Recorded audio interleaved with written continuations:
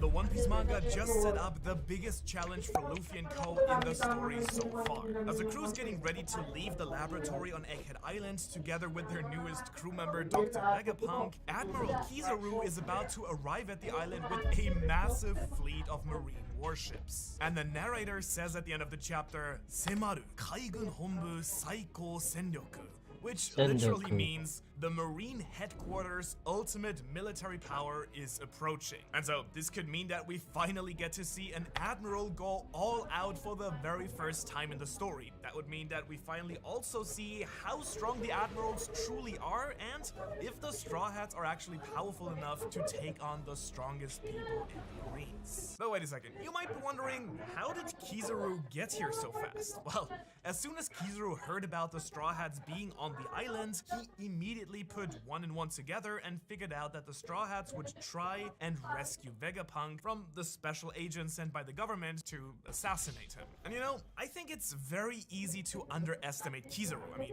he always looks like he's the least motivated out of all the admirals who doesn't take anything seriously. However, as we know, this couldn't be further from the truth. We've seen it many times now that Kizaru is actually the most active out of all the Marine admirals that we've seen so far. I mean, let's look look at it. Green Bull seems to enjoy lying around and immediately retreated from Wano once he couldn't easily dominate his opponents anymore. Both Aokiji and Fujitora are always extremely careful in their actions, taking circumstances and the people around them into consideration. And even Akainu is surprisingly passive in his leadership. For instance, he refuses to attack Wano, carefully considering the Marine's power and what a battle would mean for his forces. So Kizaru is really the only admiral who is always eager to jump right into action. And so we've seen Akainu trying to hold him back a number of times now. Remember, Kizaru was willing to go to Wano on his own and face 3 Yonko at once. That takes some serious balls. And I do actually want to explain all the Marine admirals in detail, so I will make a dedicated video about that if at least 1,000 people subscribe until tomorrow. But going back to Kizaru, did you also notice that he is clearly not really eager to take orders from Akainu? Because while Akainu is getting briefed on the situation with Luffy and Lucci, he only then realizes that Vegapunk probably knew about the world government's plan to kill him all along. In the meantime, Kizaru had not only gotten that information before the fleet admiral,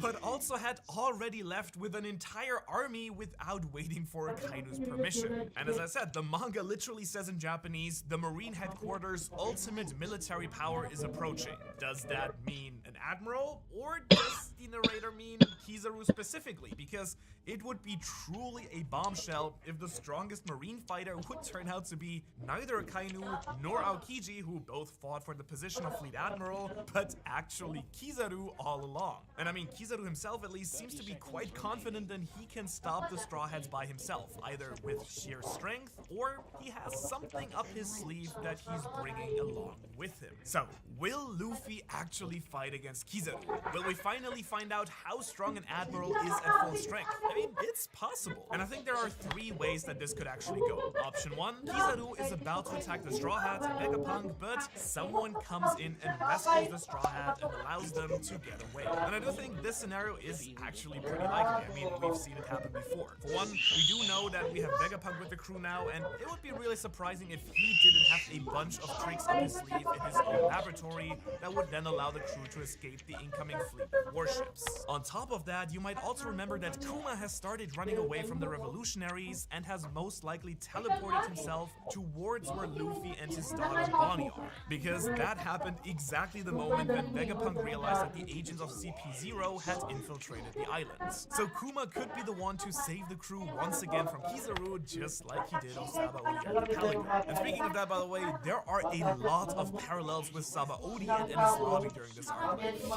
Cyborg Frankie versus Cyborg Vegapunk, the Ohara flashback during Enies Lobby, and the Ohara flashback here, Lucci versus Luffy, version 2, Sentomaru, Kizaru, and Kuma versus the Straw Hats, and this time it's Sentomaru, Kuma, and the Straw Hats against Kizaru. And also, there is a real chance that the Revolutionary Army might show up here as well again. After all, Dragon was chasing after Kuma and trying to stop him from leaving again. And so in the end, the Straw Hats might just be able to escape another time, and we'll have to wait for their battle against the Admirals for just a little bit longer. Unless we have option 2 here, that is a little bit less likely, but my personal favorites. Since the crew is about to set sail and Kizaru is coming with a fleet of ships, there is a chance that we might get to see the first sea battle in the history of One Piece. I mean, I know it sounds crazy, but even though One Piece is a story about pirates and marines sailing the giant oceans of the world, we haven't had a single real sea battle in the entire story. The closest we've gotten so far was the crew being chased around, like on Whole Cake Island, for instance. So it would be truly refreshing to see some actual ship versus ship battle for a change, which would also give Frankie a real chance to show off his technology to Vegapunk. And this would of course also be a great opportunity for the Straw Hat Grand Fleet to arrive. I mean, imagine the Thousand Sunny all alone facing a whole armada of warships, and then suddenly ships appearing behind them at the horizon. Not only would that make for a super epic scene, but it would also be a great chance to bring Hirojin and his giant crew into the story again, to then guide the Straw Hats to Elbaf, which, let's be honest, is most likely the next destination after this. Now, I do not know how the Grand Fleet would possibly know about the Straw Hats being in danger, but it would be truly awesome to see nonetheless. But option number 3 would be even better maybe, and that's that the Straw Hats actually have an all-out battle with Kizaru and the other Marines. Now, it's really hard to say how powerful Kizaru really is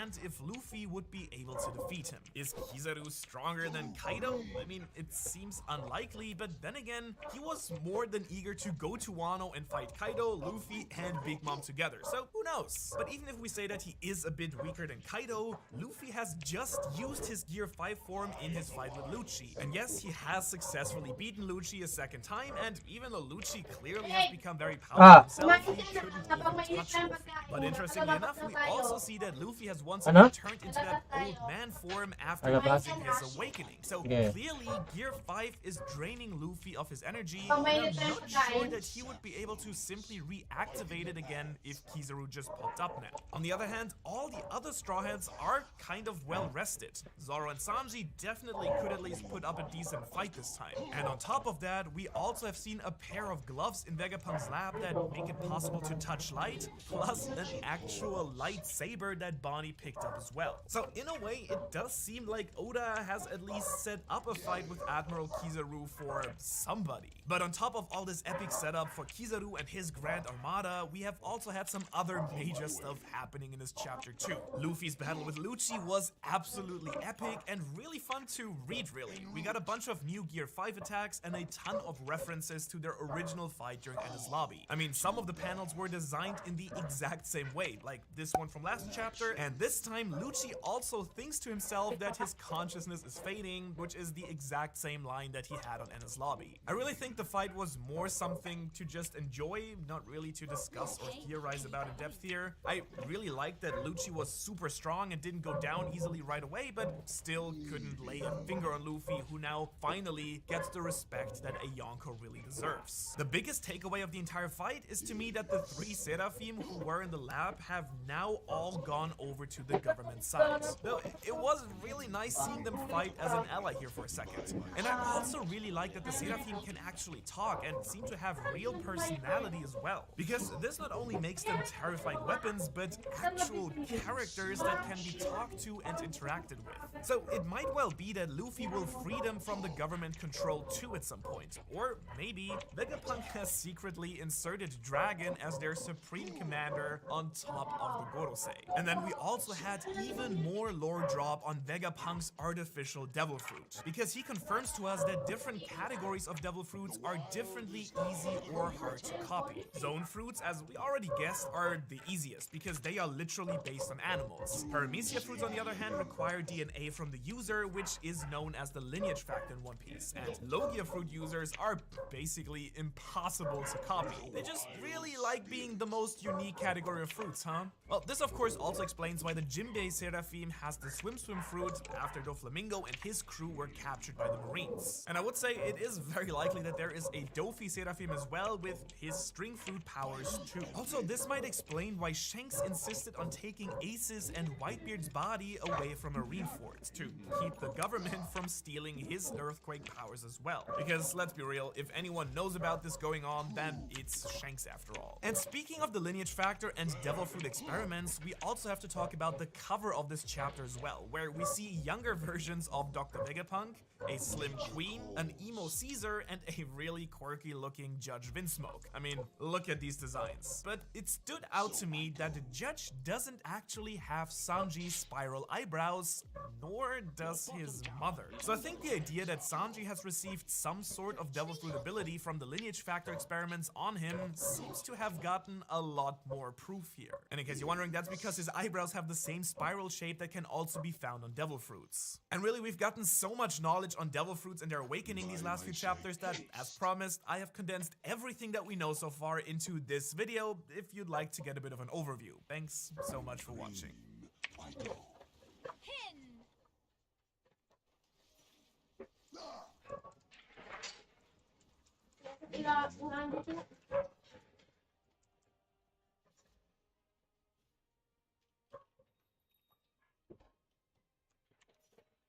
Through, uproot, and after them.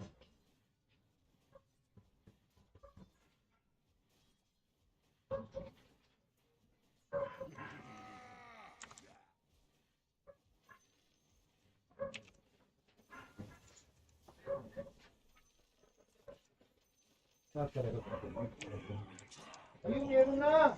Oo, sana. Tubig, meron na.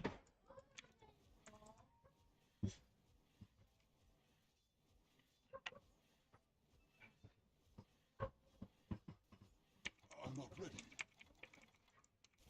Pull roots and run.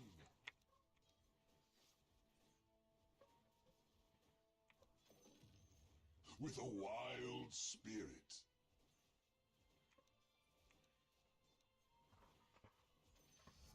Your middle tower is under attack. By hidden paths.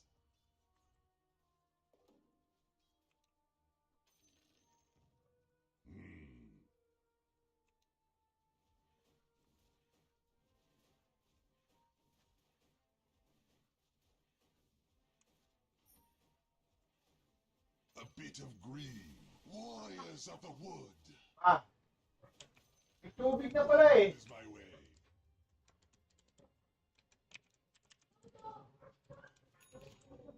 Leaving. Tubig na. Nature's wrath upon you. They are on a killing green wrath. Tubig yung tuwalya. Ha? Not yet.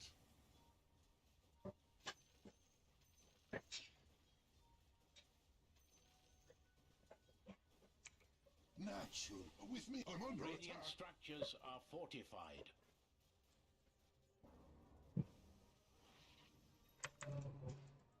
It's a Venomancer enhancer.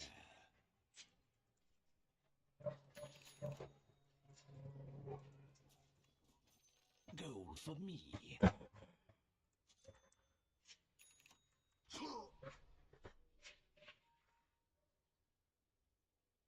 Hinja.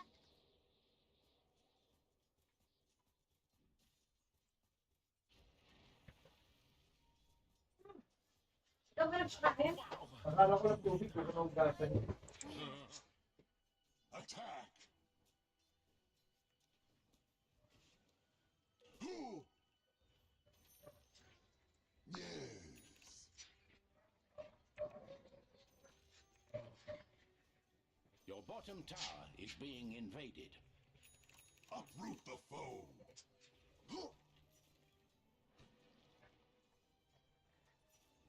Something wicked at your middle tower. It's like watching a hammer pound on nails, and the nails are just filled with blood.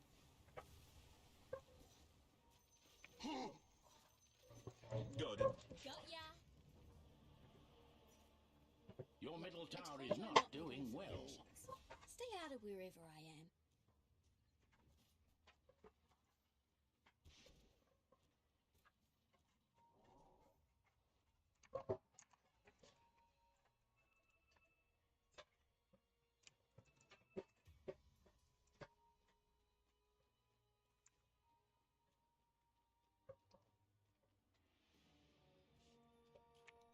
I could not bear to be away from the sacred woods. In sylvan shade. Come to me.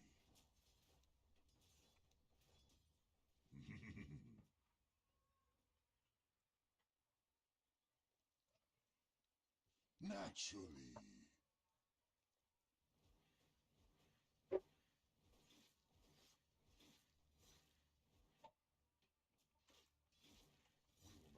Green is good. Dire just fortified their structures. On my way. Come, come.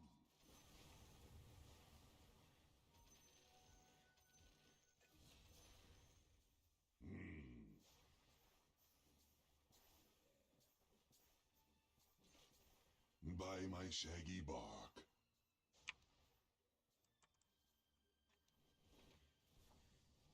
Through shady lanes. Wings of white. Branching out. New life will make its home amongst your bones. En route. Your middle tower is under attack. Well, ain't this cute? Nature Never easy, calls.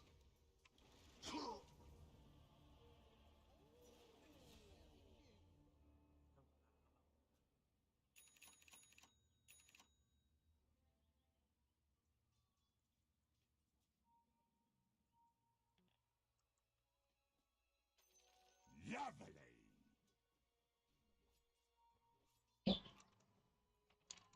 Your middle tower is not doing well.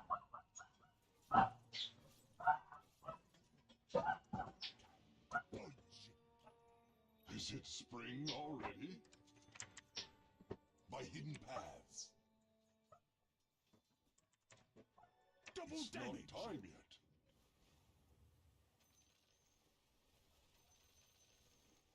Yes.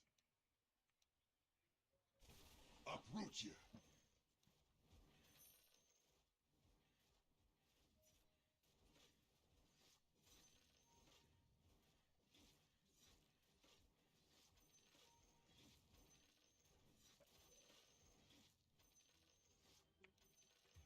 Yes.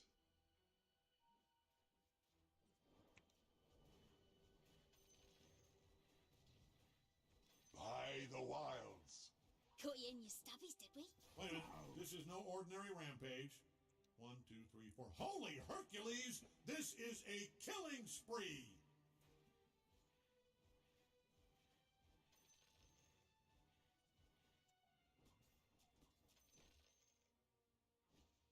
Go green.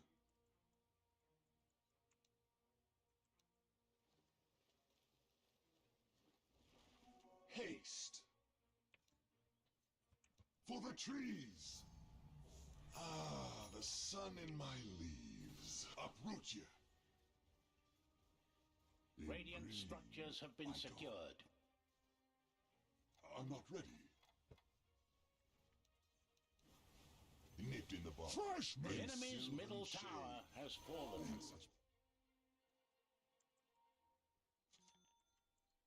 Mm-hmm.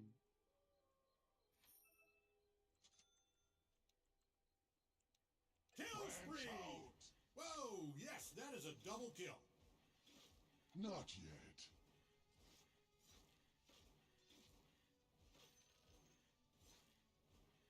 With a wild spirit. Uproot and after them. So I go.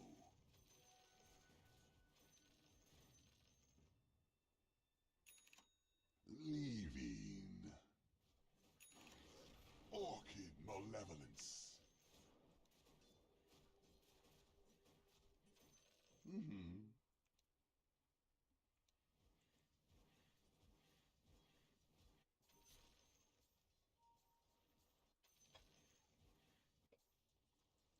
The seeds of fortune.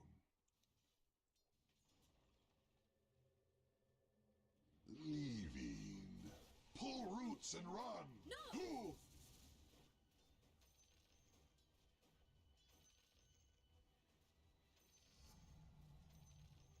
Nature's ferocity.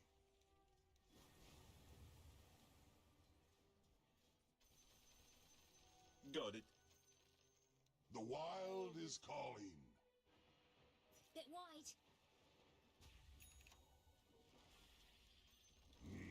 You denied your bottom tower. With a wild spirit.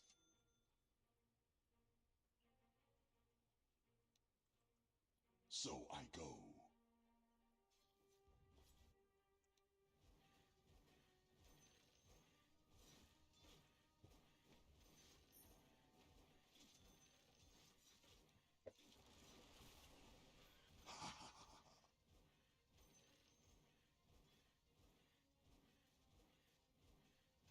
Naturally.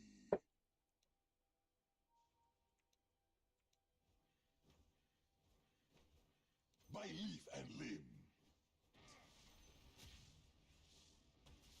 Ice swords.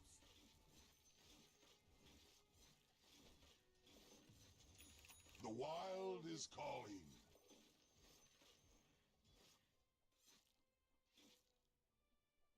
Wild is my way.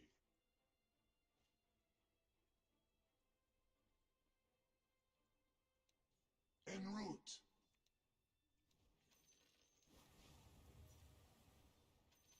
Through shady lanes.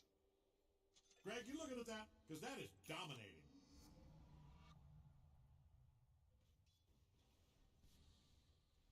Something wicked at your middle tower. For the trees. Dominating! Fantastic job denying your middle tower.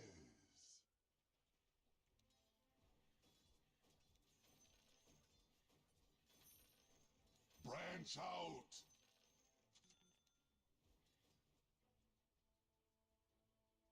On my way.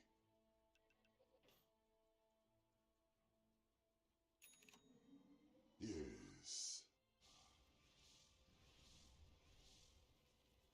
With a wild will.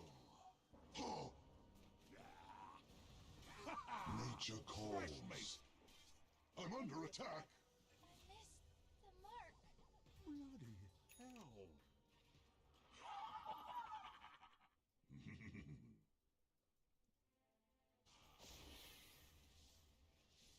Your middle tower is not doing well. 1, 2. Greg, have you seen this? I think that's a double kill. What is this? Leave us. In green, I go.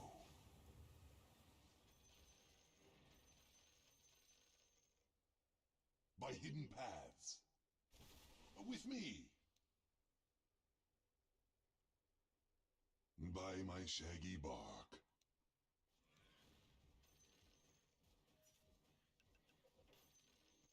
In sylvan shade.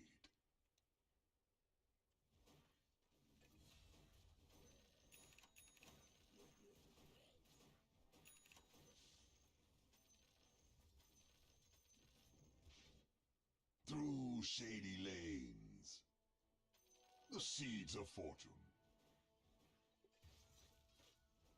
By leaf and limb.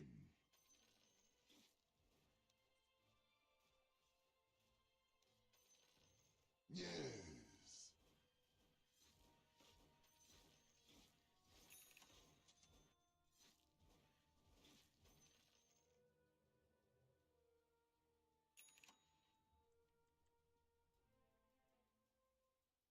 On my way.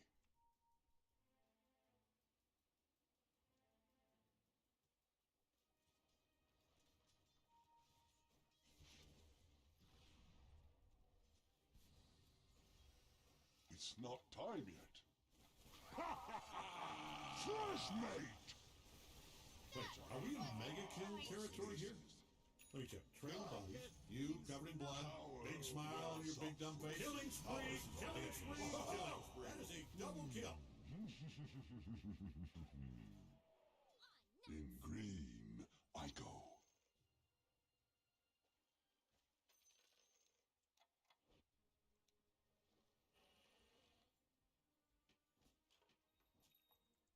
With a wild spirit. Mega kill! He's a mega killer!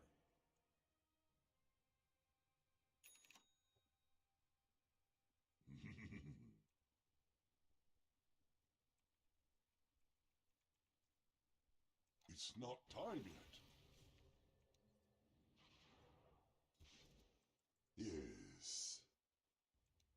Your top tower craves your attention. Invisibility. Warriors of the wood. By the wilds.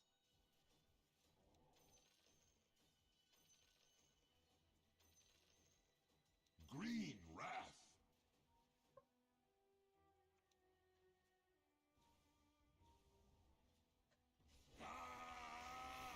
Go green.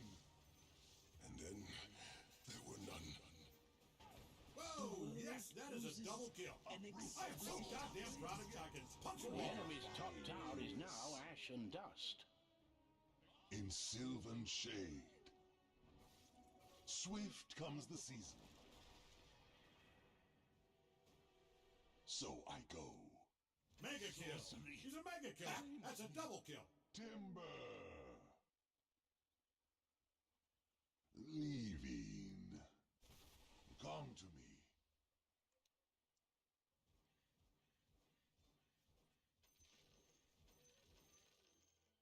Naturally.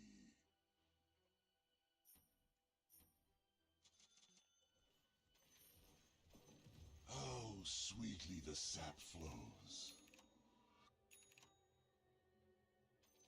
By my shaggy bark.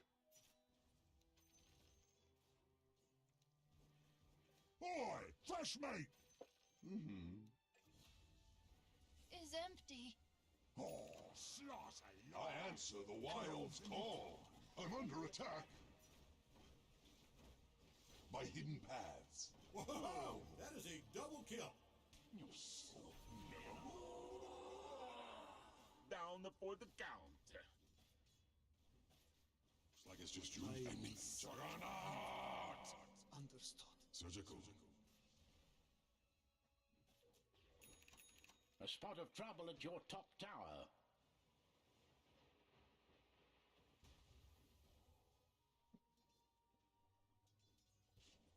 Could have been a contender.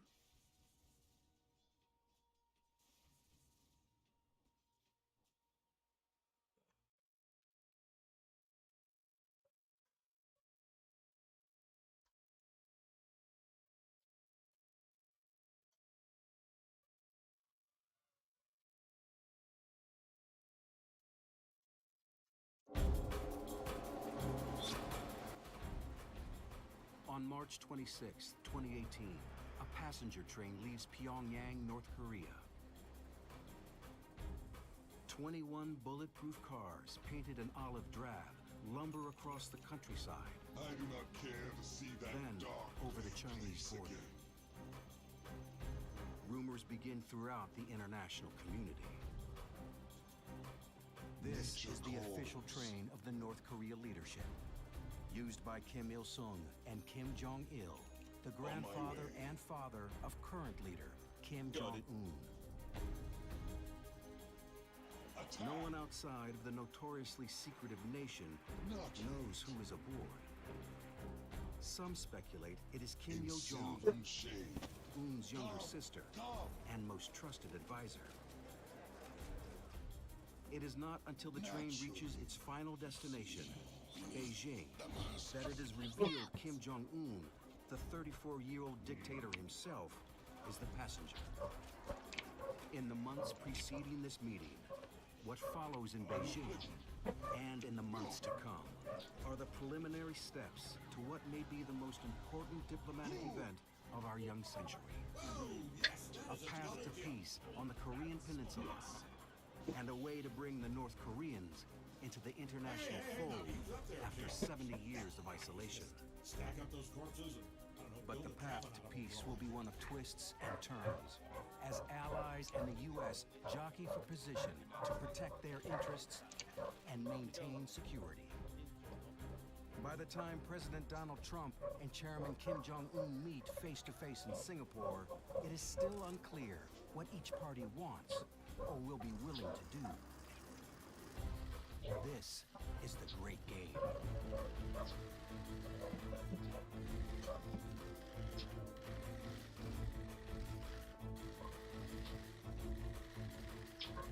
Your bottom tower is being invaded.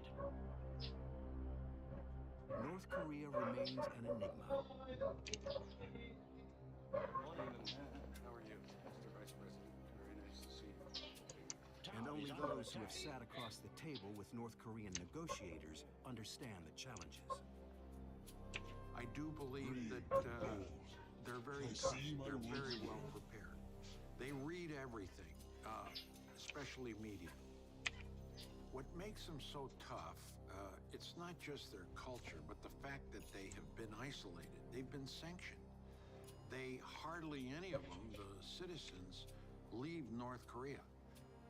They have television that's programmed every evening. For 3 hours, the government tells you what you're going to With see. a wild And inevitably, spirit. they hate the United States. At the end of the day, Diplomacy is really trying to get the other side to do something they don't really want to do. In dealing with another country, make it clear that you make the hard choices today, and I'm not promising you the end of hard choices, but I'm promising you that in the future you won't have to make them alone. Mostly, I don't see it as a gift. You usually use diplomacy more with your adversaries than with your friends. And so it is this matter of being prepared and putting yourself into the other country's shoes and figuring out what you do in order to solve the problem. Yes. And it's not a gift. It is how you talk to those you disagree with.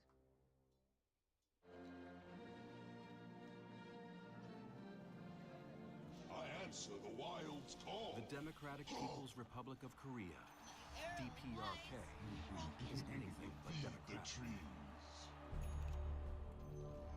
From the ashes of World War II bloomed the first post-war spread of Soviet communism. In August 1945, the Korean Peninsula and her people were effectively divided at the 38th parallel and arbitrary divide. Using a National Geographic map, the future U.S. Secretary of State, Dean Rust, and Army Staffer Colonel Charles Tick Bonesteel knew the decision of the 38th parallel made no economic or geographic sense. But with the Cold War about to cast a long shadow, the United States wanted Seoul and the democratic-leaning South under their alliance.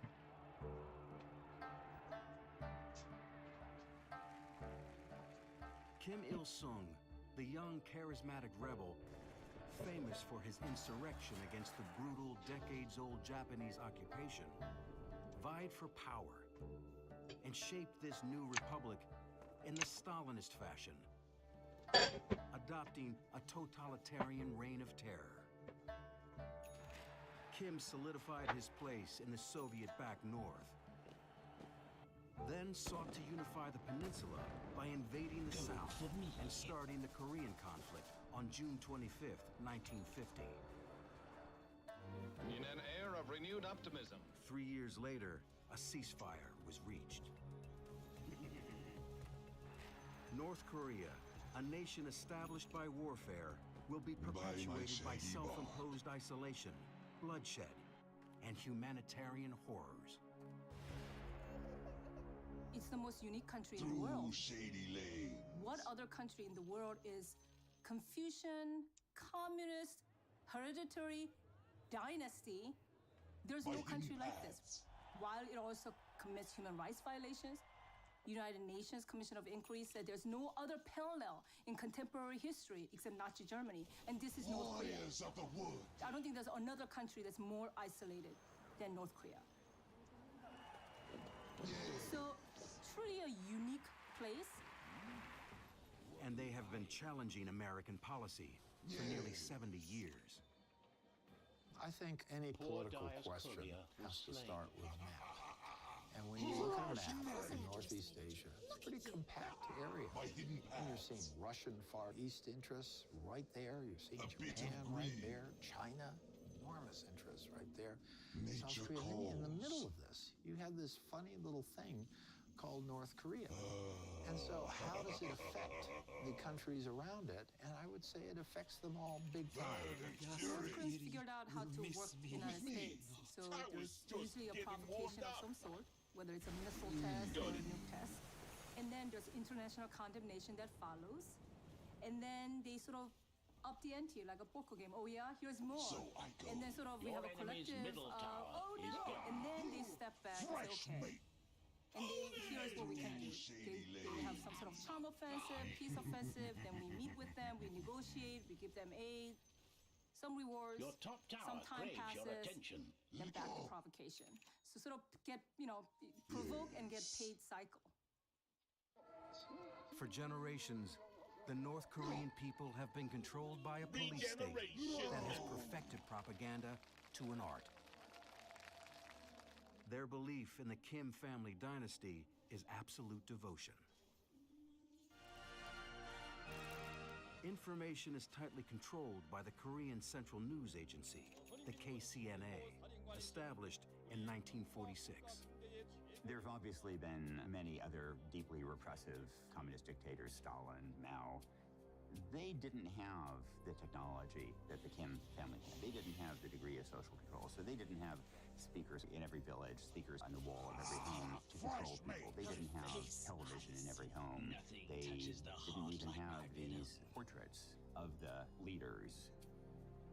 It's kind of a religious cult. It's the deity, it's the leaders, the grandfather, the father, now Kim Jong-un, that are not just political figures, they're godlike religious figures. And what they say determines how North Koreans act. Kim Jong-un only had a very short amount of time to build his legitimacy within the regime. Kim Jong-il, by comparison, had 30 years to create his legitimacy. Kim Jong-un had none of this. But a lot of things, very interesting things, began to happen when Kim Jong-un came to power. The first thing that happened is they had the missile test, which was a failure. Radiant What does North Korea do? They admit it was a failure. Unprecedented. Why did they do that? Gave people pause to think that maybe this was something different. Kim Jong-un laid down the Rosetta Stone of where he wanted to take this regime. People would no longer have to tighten Radiant their belts. has reinforced their structures. This was an important statement. Dire has secured their There was structures. no mention whatsoever of the nuclear program in that speech. Because that's not where Kim Jong-un wanted his legacy. That was Kim Jong-il's legacy, was the nuclear program. Dire structures are His fortified. legacy was to create the strong and Your prosperous bottom nation. tower is under attack. He then created a kind of chaotic situation within the Workers' Party, the North Korean Workers' Party. Your bottom and tower actually is had under his attack. uncle, Chung Sung-taek, perp-walked out of a party meeting and killed the next Your day. middle tower has So Kim fallen. Jong-un began Too a bad. series of executions of With a senior wild spirit. figures, Fresh such meat. that it was hard to find a common denominator of why these people had been executed. But certainly one can speculate that he didn't feel they were sufficiently loyal to him. He purges over 400 senior military and ministry leaders publicly. And allegedly has his older half-brother murdered in a Malaysian airport. Poisoned by unwitting assassins. But he needs By something my else shaggy to bar. secure the Kim dynasty. Nuclear weapons that could pose a real and present danger to China and her Asian allies. This would be the launching of the Kim Jong-un Wild era. is my way. He had to show legitimacy. And if he couldn't show legitimacy on the economic realm, he had to show legitimacy in the security realm. And so he began to move very quickly toward developing the nuclear program so that he would have something to hang his hat on. So it will give him a much stronger position in which to negotiate A with the spot of United States. trouble at your top tower. Kim Jong-il moved the nuclear program forward in spite of international outcry and on-again, off-again treaties. Now, it is his son who may finish the job, having a strong hand to negotiate a way for his impoverished nation to have an economic revival. I think that he does have a good hand to play. I mean, he has, in fact, from his perspective, developed a nuclear potential and missiles to do the delivery on it, and he's managed to scare the whole region into doing something.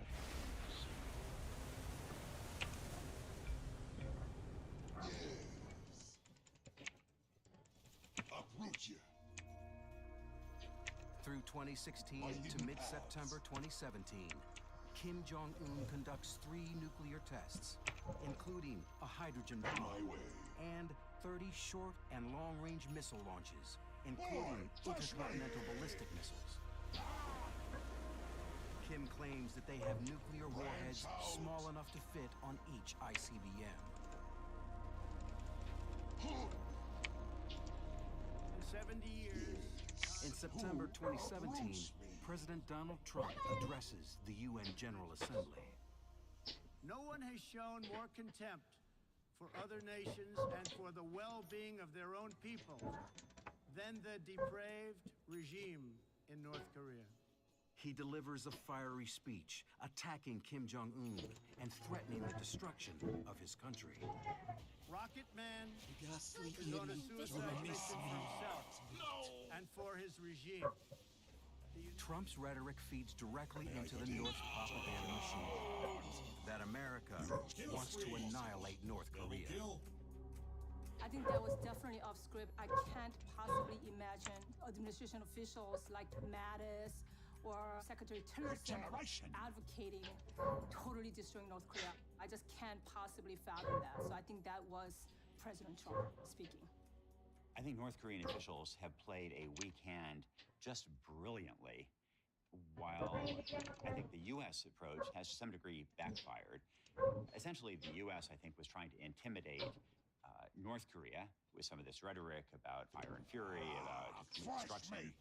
And I think what we actually accomplished was that we terrified South Korea into engaging in diplomacy with North Korea. I think that it's very hard to really assess what effect President Trump's language had on Kim Jong-un. I don't know whether it scared the Japanese too. The United Nations Security Council votes for maximum pressure through economic sanctions against the North. We have kicked the can down the road long enough. There is no more road left. A war of words between Pyongyang and President Trump begins. North Korea best not make any more threats to the United States. Kim refers to Trump as a mentally deranged dodo. Your bottom barracks are shaking. Trump insists his red button is bigger than Kim's. The wild is calling. Still, the DPRK tests another ICBM. This one, experts agree, has a range that could hit the continental United States. The U.S. talked openly about a bloody-nose military strike that would cripple nuclear testing sites. Only a handful of experts believed this was a viable solution. Diplomacy is a hugely inefficient toolbox. It doesn't work very well. In cases like North Korea, it's all we have to resolve this crisis. Ever since 1969, when North Korea shot down a U.S. aircraft and killed a bunch of Americans, the U.S. has looked for ways to shape North Korean behavior. So repeatedly, you have very smart officials who, when they're out of power, they talk about military options. And then, once in power, and they look at the predictions of perhaps 1 million people dying on the very first day of a war with North Korea, and they think, well, okay, maybe this isn't the best option, and they look at what's left. And what's left is diplomacy. Adding to the growing anxiety on the peninsula, South Korea was preparing for the 2018 Olympic Games, and there was precedent to feel insecure. 30 years earlier, in 1988, South Korea's first Olympics were being planned. The supreme leader, Kim Il-sung, set out to create a chaotic atmosphere to keep people away from the games. Investigators now believe that a bomb, possibly planted by 2 passengers, may have caused Sunday's crash of a Korean airliner. They downed a Korean airliner, killed 115 people on board. It was a major terror attack. That was the reason why the United States put North Korea in the state sponsor of terror list. And it also shows you just the brutality and just the insanity because they downed a civilian airliner, killing 115 people on board just to disrupt the Olympics that was going to be held in South Korea. The DPRK was banned from competition, but the games went on, a huge coming out party. A turning point for Seoul as it pulled further away from the North politically, economically, and culturally. It only fueled the rivalry between the two Koreas. Naturally. Then, on New Year's Day 2018, Kim Jong-un gives a speech as tensions on the Korean peninsula reach a searing point. 펀트 전역이 우리의 핵 사정권 안에 있으며 핵가루가 내 사무실 책상 위에 항상 놓여 있다는 것. 이는 결코 위협이 아닌 현실임을 똑바로 알아야 합니다. 겨울철 올림픽 경기대회에 대해 말한다면 그것은 민족의 위상을 과시하는 좋은 계기로 될 것이며 우리는 대회가 성과적으로 개최되기를 진심으로 바랍니다. 이러한 견지에서 우리는 대표단 파견을 포함하여 필요한 조치를 취할 용의가 있으면 At first, I think there was a considerable ponderance of views to the effect that this is all an effort to create wedges between the United States and South Korea. It's also an effort really to show South Korea that North Korea can be a good neighbor even if it has nuclear weapons. This olive branch was heard around the world. Moon Jae-in invites the North to march together at the Games. I can understand what President Moon is trying to do now in terms of they are living there in this very dangerous area. And these issues, and they're much more complicated than just one issue like missiles. It's their way of life. That would be worse. The North Korean delegation arrived at the Olympic Games, led by Kim's younger sister and closest confidant, Kim Yo-jong. Her presence captivated the South Koreans. Part curiosity, part relief that she appeared so poised and confident. North Koreans won on that whole image makeover contest. Kim Yo-jong was called Ivanka of the Kim administration. She was hugely popular in South Korea. She said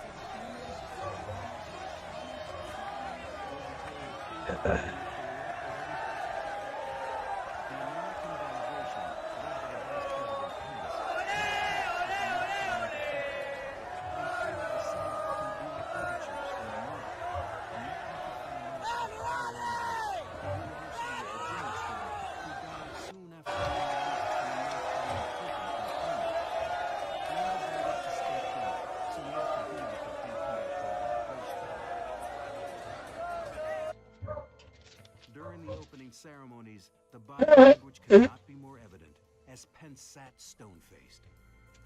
Then when the joint team walked in, it's not only North Korean Olympians. There were South Korean Olympians that were walking in. You can stand up. You can stand up and cheer because it's your ally. Your South Korea is hosting the Olympics and you're seeing the South Korean athletes also coming in with the North Korean athletes. So you should stand up and be welcoming. I didn't think we scored any kind of points on that image front. It's on this visit that Kim Yo-jong hand-delivers a letter from her brother, inviting President Moon to meet him in person. Washington watches. President Moon is somebody that is regarded more as a liberal within their system, had come forward with the idea that there needed to be more cooperation. I also do think that there are those who believe in the crazy man theory, that some of the threats that President Trump made, I think it's conceivable, had some role in changing the mind of the North Koreans.